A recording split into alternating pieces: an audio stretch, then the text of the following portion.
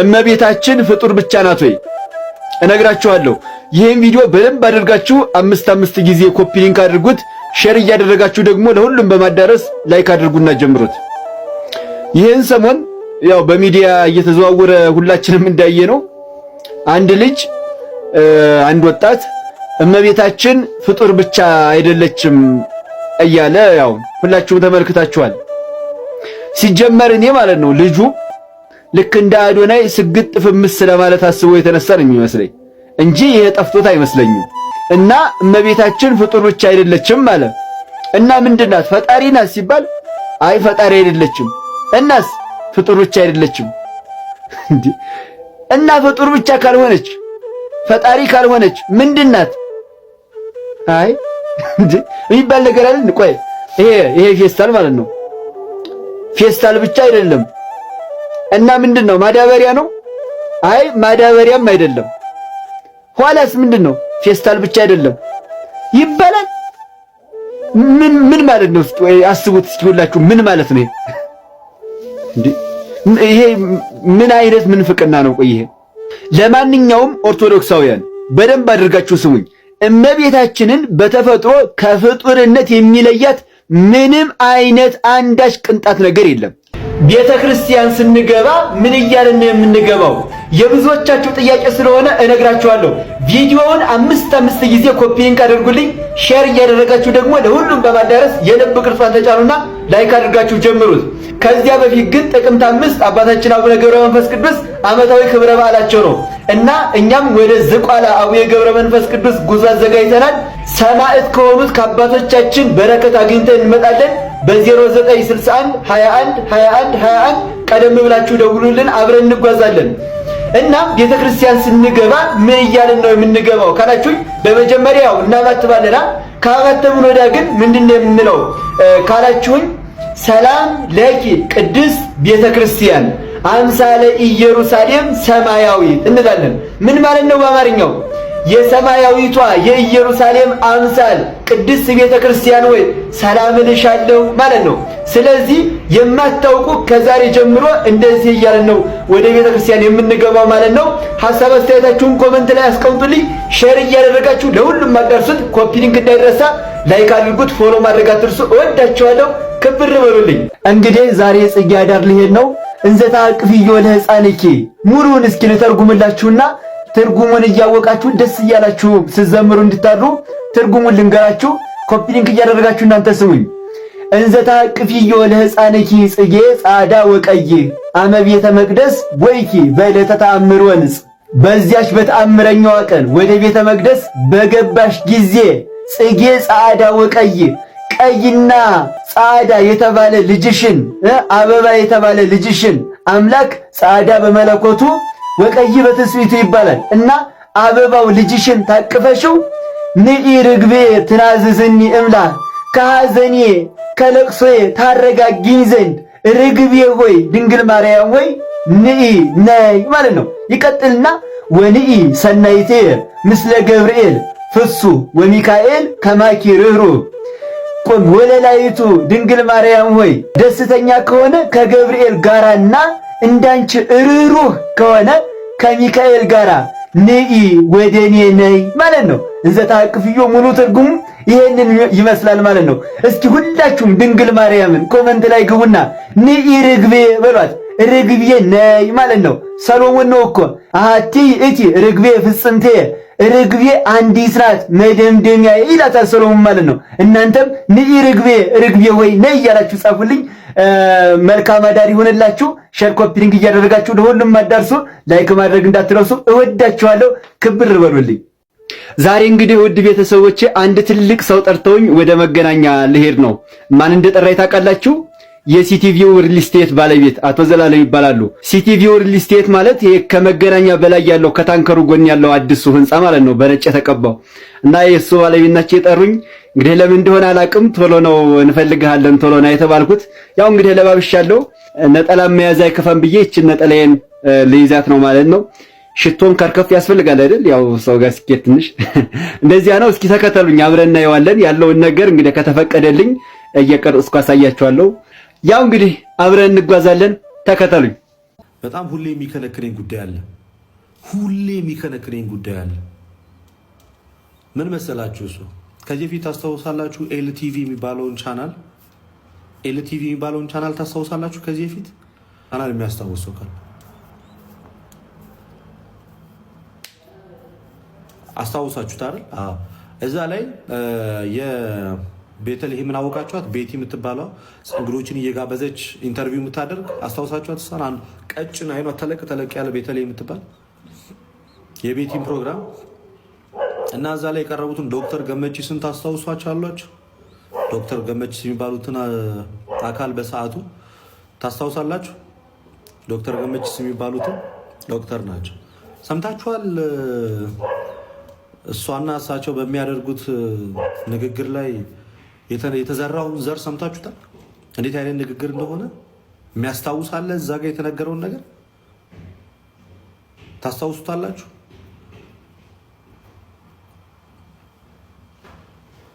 ቤቴ ውስጥ ከጎኔ የቅዳሴው ድምፅ ሲሰማ ይረብሸኛል፣ ይዘገንነኛል። አንድ ሌላኛው በጣም አደገኛ ከባዱ ንግግር ሲያጠምቁ በቤተ ክርስቲያን ውስጥ ያለውን ጥምቀት ሲገልጸው ሲያጠምቁ ኦሮሞነትን ፍቀው አማራ ነው የሚያደርገው። ይሄ በጣም የሌለ ነውር ምን ያህል እንግዲህ ተመልከቱት፣ ይሄ ነገር ምን ያህል ከባድ እንደሆነ። ምን ሲሉ ሲያጠምቁ ኦሮሞነትን ፍቀው አማራ ነው የሚያደርጉ እና በጥምቀት ውሃውን ሲረጩብህ ወለተ ማርያም ገብረ ማርያም ስትባል ከዚህ መልስ ኦሮሞ ከዚህ መልስ አማራ ነው የምትሆነው። ስትጠመቅ አማራ ትሆናለህ፣ ሳትጠመቅ ኦሮሞ ትሆናለህ ማለት ነው። እሺ ኢትዮጵያ ውስጥ ሲጠመቅ አማራ ሳይጠመቅ ኦሮሞ የሆነ ግብፅ ላይ የተጠመቀስ ምንድን ነው የሚሆነው? በውጭ ዓለም በኢትዮጵያ ኦርቶዶክስ ተዋሕዶ የተጠመቀስ ምንድን ነው የሚሆነው? ከኢትዮጵያ ውጭ የሚኖሩ ክርስቲያኖች ሲጠመቁ ምንድን ነው የሚሆኑት? አማራ ፕሮማክስ ምንድን ነው የሚሆነው? ኦሮሞ ፕሮማክስ ምንድን ነው የሚሆኑት? ወይስ ሌላ ብሔር ይሰጣቸዋል? እና ያ ንግግር ቀላል ንግግር አይደለም። በህዝቡ አእምሮ ውስጥ ተሰንቅሮ ቀርቶ ሰው አሁንም ድረስ ማለት ነው ምንድን ነው የሚመስለው? ኦርቶዶክስ መሆን ማለት የሆነ አንድ ብሔር መሆን ነው የሚመስለው። ኦርቶዶክስነት ማለት ኦሮሚያ ላይ ሆኖ ኦርቶዶክስ ከሆነ የሆነ ካለበት ብሔር ወጥቶ ወደ ሌላ ብሔር የገባ ነው የሚመስለው። ይሄ በጣም ስህተት ነው። ኦርቶዶክሳዊነት ቀለሙ መልኩ ትግራይ ላይም አማራ ላይም ኦሮሚያ ላይም ደቡብ ላይም ጉጂ ላይም የትኝ ጋምቤላ ላይም ቤንሻንጉል ጉሙዝ ላይም ኢትዮጵያ ውስጥ ያሉ የትኛውም ብሔር ብሔረሰቦች ውስጥ ኦርቶዶክሳዊነት ቀለሙ አንድና አንድ ክርስቶሳዊነትና ክርስቶሳዊነት ብቻ። የእመቤታችን ስዕል አያድንም ያድናል? ተናገሩ እንጂ ማስረጃ። ይህን ብቻ ነው የምናገረው። አዛኝ ስለ እመቤታችን ስዕል ብቻ ተናግሬ ትምህርቴን ጨርሳለሁ። በቃ እንደውም በቃ ያድናል አያድንም? እሺ ቆይ ጥያቄ ልጠይቃችሁ። ክርስቶስ አምላክ ነው አይደለም? አምላክ ነው አይደለም? ይህንን ሌሎቹ ቤተ እምነቶች ባያምኑም በተለይ እንትና ኢየሱስ ጌታ ነው የሚሉት ያምናሉ ያምኑ? ያምናሉ። እሺ ቆይ ችግር የለውም። ምን ብዬ ነው የጠየኳችሁ? ነው አይደለም? ክርስቶስ አምላክ ነው ብለው ካመኑ ክርስቶስ በይሁዳ ተሽጧል አልተሸጠም? አምላክ ነው አይደለም? ስላድኖ ሰዎች ሲቀዱት ማጥፋት ይችላል አይችልም?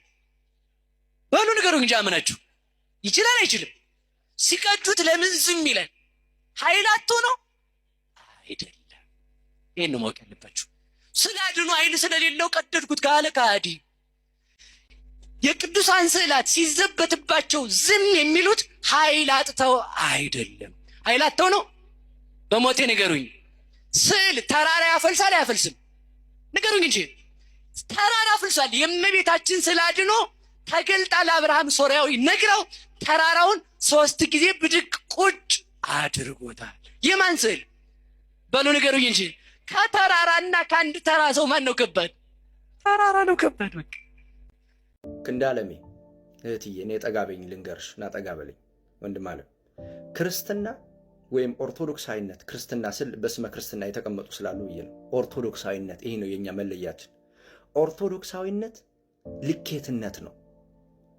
የኦርቶዶክሳዊ ዕውቀታችን ወይም በወንጌል ላይ ያለን ዕውቀት እግዚአብሔርን እንድናገኝ ይረዳናል እንጂ ከእርሱ ጋር እንድንኖር ምንም ጥቅም ፋይዳ የለውም። በነገራችን ላይ በዕውቀት ብዛት ከእግዚአብሔር ጋር መኖር የሚቻል ቢሆን ኑሮ ከሳጥናኤል በላይ ዕውቀት ያለው አልነበረም። ዕውቀቱ ግን ጣለው። ገብቶሃል አባባሌ? የስሜት ዕውቀት ይባላል። እዚህ የምናውቀውን ወንጌል እዚህ ቲክቶክ ላይ የምታስተምሩን መምህራኖቻችን ምናምን የምታውቁትን ዕውቀታችሁን የስጋ ስሜት መለኪያችሁ ካደረጋችሁት ለኛ እናንተ ማሰናከያዎቻችን ናችሁ።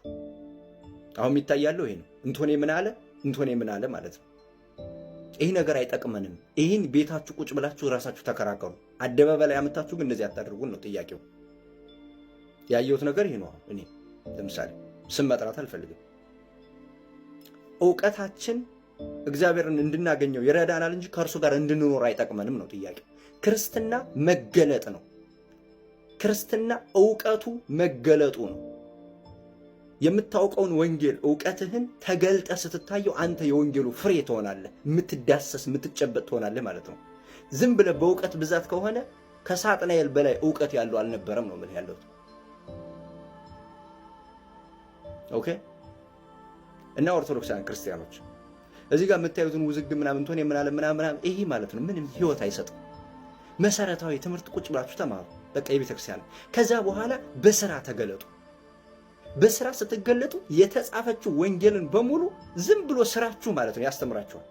ሌላ ሰው ከዛ በኋላ ራሱ መጥቶ ጥያቄ ሊጠይቃችሁም አይችልም። ምክንያቱም አንተ ራስህ ወንጌል ሆነሃል። ከዛ በላይ ደግሞ አሁን በዚህ ሰዓት እንዲህ ስትገለጥ ቤተሰብ ሁሉ እንደዛ ይሆናል። አለቀ። ልጆች በቃ የምታገባት ሚስት ሁሉ እሷ ነው የምትሆነው፣ ወንጌል ነው የምትሆነው። አንተ ከሆንክ በስሜት የምትነዳ ከሆነ ክርስትና ስሜታዊነት አይደለም፣ በጭራሽ አይደለም። በተግባር ፕራክቲካሊ መገለጥ ነው ክርስትና። አስምሩበት። ካየሁት ነገር ተነስቼ ነው እንደዛ ነው። እዚህ ዕውቀታችሁን ልትለካኩ ምናምን እንደዚህ የምትሉ ሰዎች አላችሁ። ኤኒዌይስ ማለት ነው። እና ፕሊስ ይህን ነገር ብታቆሙት ይሻላል። ወይ ቤታችሁን ዘግታችሁ ወንድማማቾች ናችሁ ተነጋገሩ፣ አውሩ ምናምን። ኦኬ።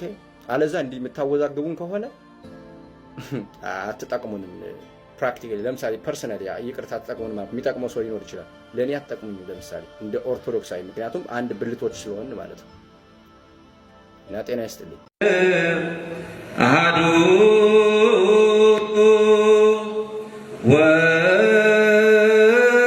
መሆንን ጠልተው ለመምሰል ሲታገሉ ማየት እጅግ በጣም አስገራሚ ነው። ተሐድሶዎች ናቸው። ማህበረ አሁ ይባላሉ። እና የተሐድሶ አንዱ ቅርንጫፍ ነው። ብዙ አይነት ተሐድሶ አለ በነገራችን ላይ እና ቅዳሴን እየቀደሱ መሆኑ ነው። አረጀች ሰዓተች ያላችኋትን ቤተ ክርስቲያን መልሳችሁ ደግሞ እንደ መሽገር ተጣብቃችኋል ላቀቅ ስትሉ የምር ትምህርት እንደሌላችሁ እንደሚያሳይባችሁ አታውቁ። ለምሳሌ ሰሞኑን በነበረ አንድ ውይይት ላይ ቴዲ ቤት ጥያቄ ጠይቀናቸው ነበር ስለ እምነታቸው። አንድ ነገር ማቅረብ አልቻሉም። አንድ የእምነት መግለጫ የላቸውም። አንድም የሚናገሩለት ትምህርት የላቸው። ትምህርታቸው ሁልጊዜም ኦርቶዶክስን መቃወም ነው። እኔ የትኛውም ተሐድሶ 2 ደቂቃ ስለ ራሱ ትምህርት ካወራ እኔ እቀጣለሁ። 2 ደቂቃ ማውራት አይችልም። ኦርቶዶክስ ካላለ በፍጹም አይችልም። እና ያሳዝኑኛል እውነት ለመናገር አንዳንዶቹ በእድሜም ገፍተዋል ምናምንና ይሄ መቃወም እንትን ሆኖባቸዋል፣ በሽታ ሆኖባቸዋል። እና ልንጸልይላቸው ይገባል። የምር በጣም ያሳዝናሉ። ትንሽ መቆጣጠሪያ ልጓም ትፈልጋለች ብዬ አስባለሁ። ወንድማችን ደምረው ምናልባት ምክንያት ይሆናል እንጂ በቪዲዮ መቅረብ የፈለኩበት ምክንያት ወደ ቤተክርስቲያን ለምትጨመሩ አዳዲስ አማኞችና ነፍሳት እንዲሆን ለግንዛቤ ማስጨበጫ ነው።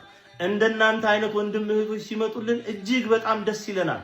ቤተክርስቲያን የሰባ ፍሪዳውን ታርዳለች፣ በጣም ሐሴትን ትሞላለች። እንወዳቸዋለን፣ እናከብራቸዋለን።